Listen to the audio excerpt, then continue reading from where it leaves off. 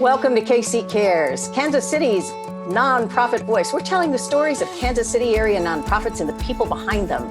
KC Cares is proudly sponsored by the Ewing Marion Kauffman Foundation. I'm Ruth Baum-Biggis. Some fun facts to start our conversation. Third largest city in the state of Kansas. Diversity of population. Home to a racetrack, professional soccer team, and a park, winding rivers and bluffs, and a major medical center. It's Kansas City, Kansas. And we're very lucky today to have Alan Carr, who is the executive director of Visit Kansas City, Kansas. The organization taxed with shouting from the rooftops everything about the community. Alan, it's so nice to see you from a safe distance. Yes, thank you so much for having me. Absolutely. Well, we have to open with the biggest news of all time for you all. You all have had a name change. We have traditionally been called the Kansas City, Kansas Convention and Visitors Bureau. Over the last number of years, a lot of these convention and visitors bureaus have tried to simplify their name. It's a mouthful, and a lot of the public doesn't understand what that means. So we're now Visit Kansas City, Kansas. It aligns with our website, our social channels, and I think it's just easier for the public to understand what our mission is. We want to get people into Kansas City, Kansas. What do you all do? That's a big question, I know, but since you changed the name, what are you focused on? Well, we're a tourism-based organization, and we're all about promoting tourism to Kansas City, Kansas. And I think one of the things when I say tourism, everyone goes to kind of fun and enjoyment. And somehow I think sometimes people don't think of us as sort of a serious type of nonprofit organization. We are. At the heart of it, we really are an economic development organization. We're about bringing economic impact to Kansas City, Kansas through tourism and through bringing visitors into the community. And I think I always tell people one of the things that's really interesting about using tourism as a form of economic development, it's bringing new money into your community. So when we're successful to get a visitor to come from Wichita or Topeka or from Omaha, those are people that we're not going to spend their money here. And so we're bringing new dollars into the community that goes into the tax base in the community. So we're a sister organization to the Economic Development Council. The big difference I say is they're wanting to get people here to move here or to locate their business here and stay. We want people to come and spend their money and leave. Can they stay too if they want? They can stay if they want. And that's the other great thing about tourism. A lot of people are visitors before they're residents. And that experience you have in a community when you're visiting it, when you're spending a short time, that sets your view of what that community is about. And a lot of times that will determine if people want to live someplace or not. Let's see, how do we want to dig into this huge nut? So you're focused on bringing folks here. Tourism, experiencing Kansas City, Kansas. How do you go about doing that? And who's part of helping you do it? Yeah, well, so we have been working over the last year. I started about a year ago here of exactly on that strategy of how do we really define ourselves as a place for visitors, and what are the kind of things we have here, the assets we have that tourists would be interested in. So really kind of starting from the bottom, the foundation of determining, what is the right strategy? Who are the people that are most interested in coming here? How could we best differentiate ourselves? We know we're part of a bigger metro area, and a lot of people, when they come to visit, they're coming to Kansas City, the generic Kansas City. And so they may end up coming and doing things in Kansas City, Kansas. They may do them in Kansas City, Missouri, or Independence or Overland Park. And so it's sort of how can we kind of capture, the folks that would be most interested in staying in our community. How do you do that? It seems like for years, Kansas City, Kansas has felt like the quote stepchild, that city across the river. Sometimes folks have said they've got problems and challenges. And you've worked on the other side of the river. So how do you move that forward strategically? You're absolutely right. And honestly, that's what we identified as really one of our biggest challenges. We really are kind of I think in some ways, a forgotten part of the metro area. But we have some really great tourism assets. What I think we've identified as we've looked at kind of research and opinions is, there's been all of this great development out at Village West with the Speedway and Children's Mercy Park and the Legends and Great Wolf Lodge, and you could go on and on about all these major tourism attractions that attract tons of visitors. But I think what we've discovered is people are going to Children's Mercy Park or they're going to the Speedway. They don't necessarily associate that they're going to Kansas City, Kansas. So we have to do a better job of telling the story of who Kansas City, Kansas is as a place, and really setting that in the mind of visitors so that they can understand kind of what makes us unique and what makes us special as a destination. And I think one of the things one of the ways we're going to do that is really focus locally, because again, I think it's also a problem within the metro area. Again, where I think we're a little bit of a forgotten part of the metro area. So we want to get locals in the metro area more excited about Kansas City, Kansas, and so we've started to kick off some initiatives to do that. Talk about some of those initiatives. I think there are tacos in one of them. There are, who doesn't love tacos, right? And so that was really one of our first initiatives. And I'll tell you, it's rooted in kind of a bigger idea. And again, this idea of telling the story of who Kansas City, Kansas is. And the story, as we've looked into it, it's really about the diversity and these unique groups that have settled in the neighborhoods and really developed of Kansas City, Kansas.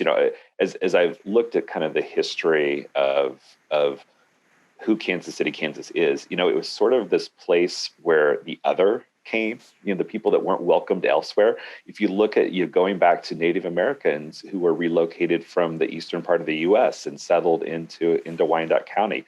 If you look at Blacks who were escaping slavery in Missouri and ended up crossing the river and getting into Quindaro through the Underground Railroad. If you look at Eastern Europeans who worked in the stockyards, and the only place they could live was in Strawberry Hill in Kansas City, Kansas. More recently, you have Latino immigrants coming up from Mexico and Central America who have built just a vibrant, robust community in Kansas City, Kansas, and so we're working to tell the stories and the journeys of those groups through a series of trails, of cultural trails. And the first one is our taco trail to celebrate this great history that our Latino immigrants have brought into the community. We have this story to tell of just all of these great, authentic taco places, taquerias throughout Kansas City, Kansas, more than 50 that we've been able to identify. And we've created a trail, the KCK Taco Trail, where you can go and explore those and win prizes in the process. What a fun thing to do. Absolutely. And we've had great response to it so far. And, it's what's really, I think I've really enjoyed as we've been putting this together. These are a lot of small businesses, these are immigrant owned businesses. I mean, just tiny little places, several of them, but they're just producing great food, great authentic Mexican food. And I think in a way that you can't find. I think a lot of this is unique. You can't necessarily find that in the way that we're doing it over in Kansas City, Kansas. So it really is this unique window into this culture that you can come and explore through food. And, like I said, who doesn't love food and who doesn't love tacos? How are you working with, quote, those Native communities? And I'm not Native American, but just people who have been the heart and soul of KCK. How do you work with them? How do you get them to the table, and what's the response you're getting? Yeah, well, and I think that's one of the big challenges we identified. We had traditionally, as a tourism organization, worked with the big tourism attractions. So we have relationships with the hotels and the sporting and and all of the museums. But we didn't work as strongly with neighborhoods and neighborhood groups. And I think that's something we've worked to strengthen those relationships. And, Kansas City, Kansas has a great number of strong neighborhood groups that are working to promote their communities. And so we've worked to strengthen those relationships. And we're telling their story, and so we've got to make sure that we're there at the table to be able to help tell us the story that we need to be telling. Well, as you mentioned, you're traditionally a tourism thing. You want to bring those dollars in. I know statistics that folks in your industry watches, is how many hotel rooms and all of that. All right, so let's, the white elephant in the room. We are months and months and months into this pandemic. How have you addressed that with your organization? What are you all doing? Well, COVID has been such a huge challenge for so many industries, but tourism really is one that's right at the top. When you can't travel, that just cuts at the heart of tourism. When people can't go out and gather in groups, when you don't want people to leave your community, it has been a dagger for the tourism industry, and across the country, tourism is suffering. In the metro, tourism is really suffering. We've had an interesting story in Kansas City, Kansas, in this regard. We a lot of our frontline workers in the whole metro area, a large percentage of them live in Kansas City, Kansas. So as the tourism industry has had to make layoffs, as businesses just crashed, a lot of those folks in our community have lost jobs. And so there's this challenge with those frontline hospitality workers not having jobs. And then on the other side, you've got kind of our tourism assets and hotels who have really been struggling. The one slight hope, a glimmer for us is, we are not a destination that's really dependent on conventions and meetings as much as, say, downtown Kansas City, Missouri is. And so our hotels have been faring slightly better than other parts of the metro area because they tend to be smaller hotels. We're definitely down. I think we're down about 30-40% for the year, where we're seeing in other areas are maybe down 50 or 60% for the year. I was going to say that's a real glimmer of hope. Yeah, so it has been, like I said, it's hard to say that's positive. When you talk to anyone saying they're down 30 or 40%, and especially for those folks that are out of work, but it has been something that we've seen some positive signs there. I guess it's less negative. Less negative. That's right. That's right. Not an uptick, but not a total downtick. As you've got a team. It's not just you. Talk a little bit about how your organization is put together and you do this kind of stuff, promoting Kansas City, Kansas. Yeah, so we're a nonprofit. We're a 501c6 organization. We're funded almost entirely by the unified government of Kansas, Wyandotte County.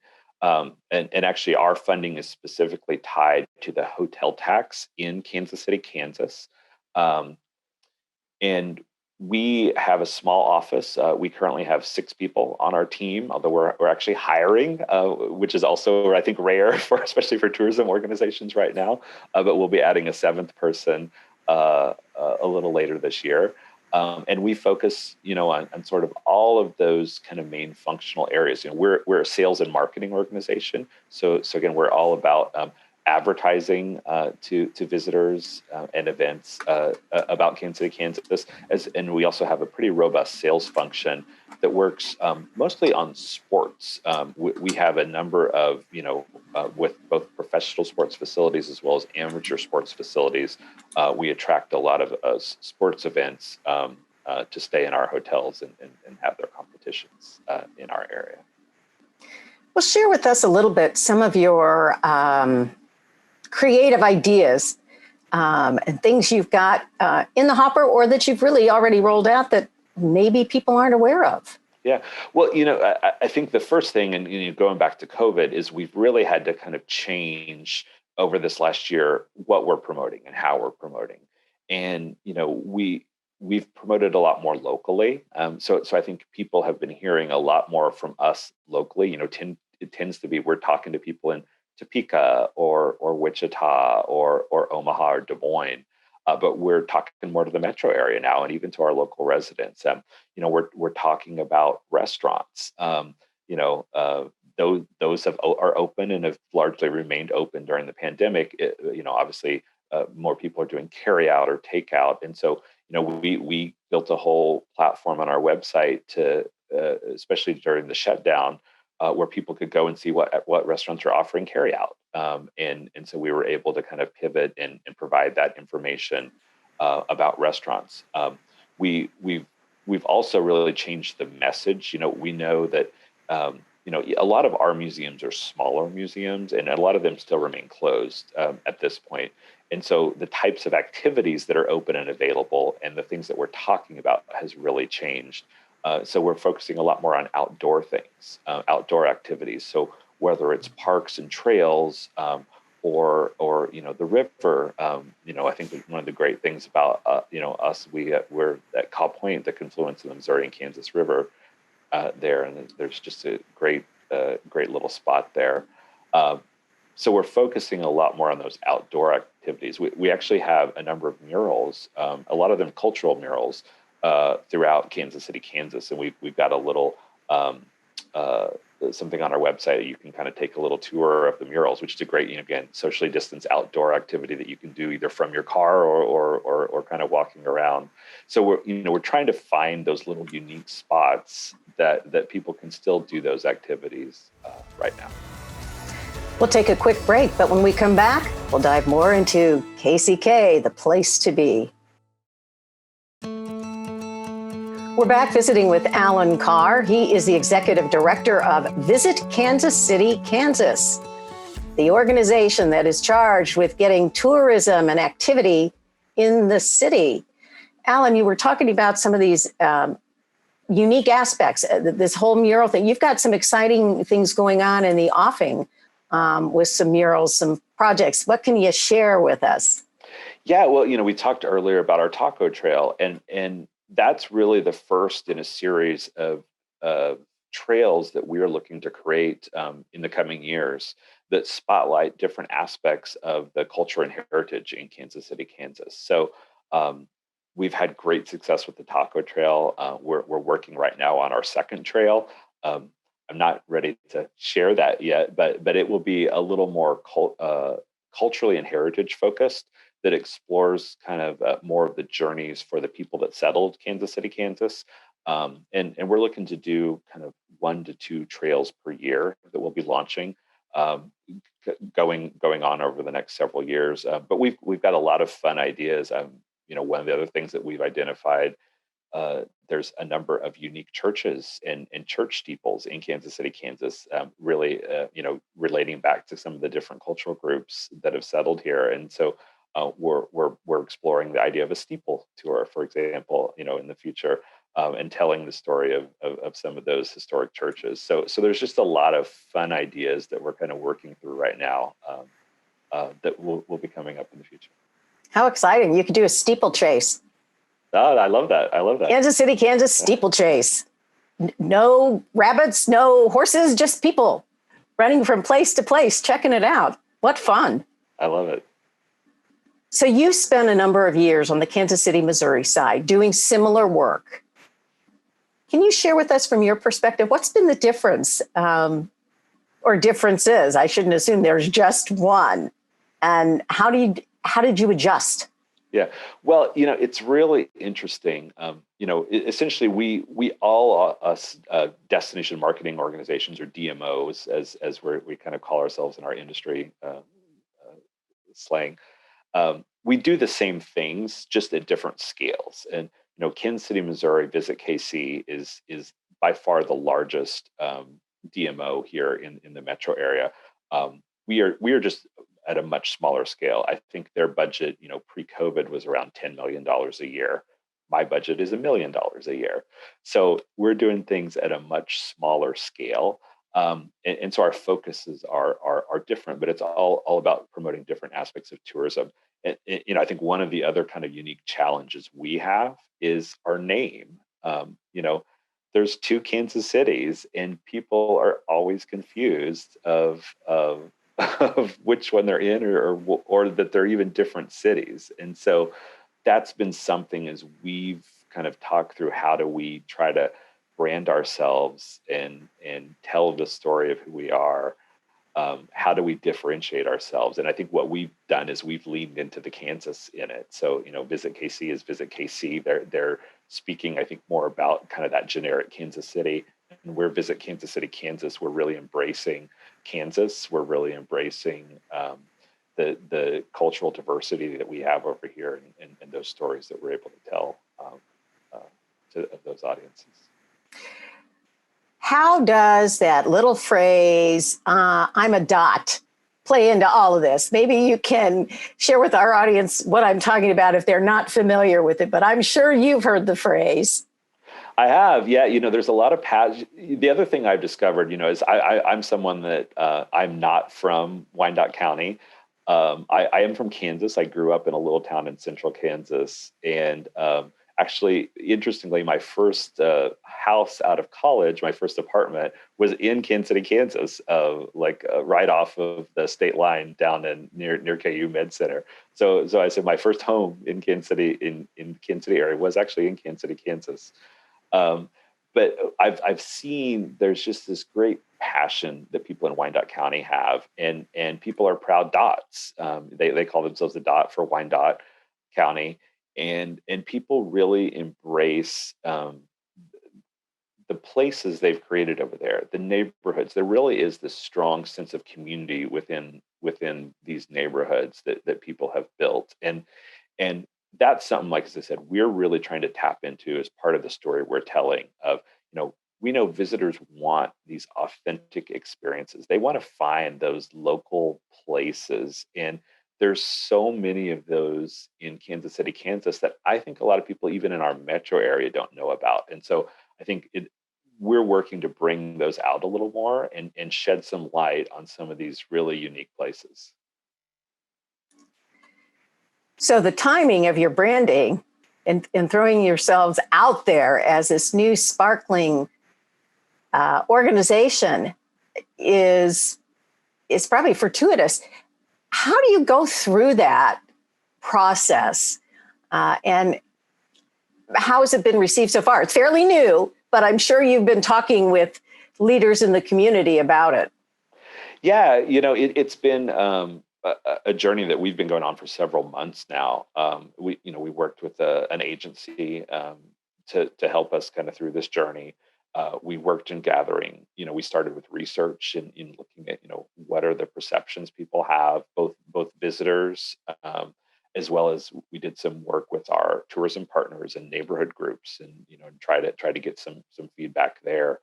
And again, I think the story we just kept hearing was about these neighborhoods and this diversity and just this passion that people have for these different places, and so we knew that really had to be part of the story that we're telling. And so then we knew kind of the messages we wanted to convey, and then the agency worked on kind of what that looks like. How do we take those feelings and turn it into into a visual identity?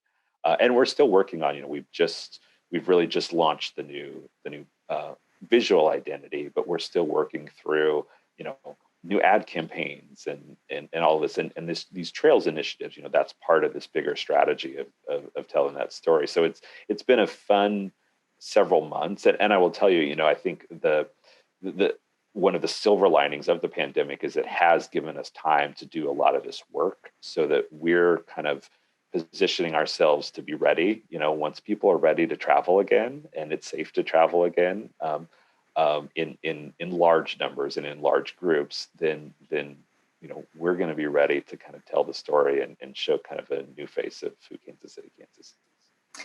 Having gone through this rebranding or refreshing of a brand, do you have some tips or suggestions for other nonprofit leaders who might be considering that or even in the process right now?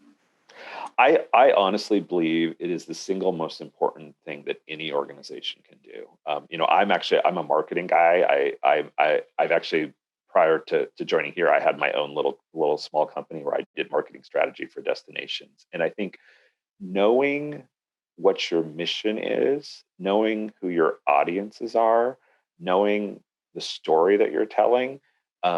If you don't clearly know that, it's really hard for you to be successful as an organization. And so I think that foundational work is something that we all need to do. And I think you also need to kind of look back and make sure that, as your organization changes, over the years or decades, that you're still talking to the right people, you're still, telling the right story. And so kind of taking a look at that and refreshing that is sometimes can be a really good thing to do. But I think it all comes down to, what are those priorities? What is that mission that you're trying to achieve? And I think what's really important is then who are your audiences? Make sure you understand that. And that you're saying the right things to the right people. I have to ask you this. So when you got that job over in KCK with the organization, and even though you lived in KCK right after college, you'd been focused on the Kansas City, Missouri side. Did you take like a KCK history class, or how did you go get all that background and that knowledge to really know about the community you are now selling? Yeah, I definitely had to try to immerse myself. I mean, the good thing is, when I was at Visit KC, we were promoting, they promote the whole metro area. So I had a pretty rudimentarily good, knowledge of kind of the main points. But it's really been fun to dig into some of the history and some of the culture. There's all these history books actually in our office, and like huge volume, like encyclopedia volumes that the Historical Society has put together. And I've really kind of dug into them, and it's been really interesting and discovering just some interesting facts that I think most people don't realize. Just some interesting people and personalities. For example, like one of the big ahas for me that I had no idea is, I don't think a lot of people realize, there's actually part of Kansas City, Kansas extends east of the Kansas River.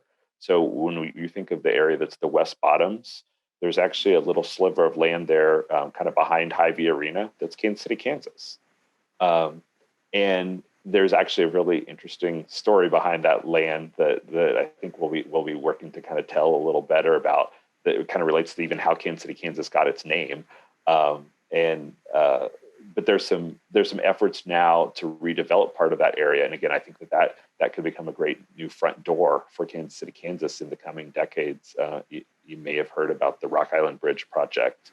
It's an old railroad bridge there behind Hy-Vee Arena that they're working to develop as a destination bridge that would have, walkways and restaurants and bars and an event space over the Kansas River.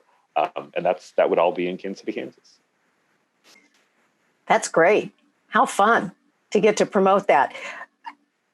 As you're moving through, looking at end of this year into next year, what are your priorities for your organization, and how do you keep that team motivated? Yeah. Well, it's really about embracing this new brand and strategy that we have. Really working to kind of tell this story that we're telling. These trails initiatives are a big focus for us. Helping our tourism partners, our hotels, and our attractions recover from COVID is going to be a big part of this. And so, really ramping up our marketing, as we go into next year. Sort of, we're like everyone else, kind of waiting and seeing sort of how things pan out. But we're hearing, I think in the tourism organization, second, maybe more like third quarter, where we start to really see things of next year, where we start to see things kind of start to return a little more. So making sure we're ready, making sure that we're getting the message out about who we are, and then focusing on those key audiences for us. Whether it's those I call urban explorers who want to come check out our neighborhoods and some of these unique sites we have, whether it's families that want to go enjoy a fun time out at Village West and go to a water park or go to a soccer game or go spend the day at the Legends, or whether it's sports fans, whether that's amateur sports or professional sports that we have, and attracting those events. Has there been any one thing or destination or neighborhood that's really surprised you as you've settled in now and you're moving forward? Anything that jumps out and you just went, wow, I just really found that fascinating, or, that tip. We want that tip, Alan. Yeah, well, there's just so many things, and I try not to play favorites of anything, but I think the thing that's top of mind right now is just the taco scene, and I know we talked about this earlier, but I've discovered, I've been out and trying to try a lot of different places, and just the variety of tacos there are. And when you talk about the kind of the fillings and the styles, and is just amazing. There's this place that's doing, birria tacos. I don't know if you've heard about it. It's this really slow roasted, either lamb or beef, like 12 hours. And they put it in a taco, and they do this. It's called, I think, Dorado style, where it's actually kind of a fried taco, which is not traditional to kind of authentic Mexican tacos, with some cheese in there. So it's almost like a taco meets a quesadilla, kind of. Just delicious at El Menudazo. But there's other places. There's an immigrant family, El Camino Real, who comes from Mexico City. They were actually, they say they were one of the first authentic taquerias in Kansas City, Kansas. And they hand cut and cook the tortillas as you order. Or sorry, not by hand. They have a little machine that cuts them. But you can watch them kind of like put them on the grill and cook them fresh to order.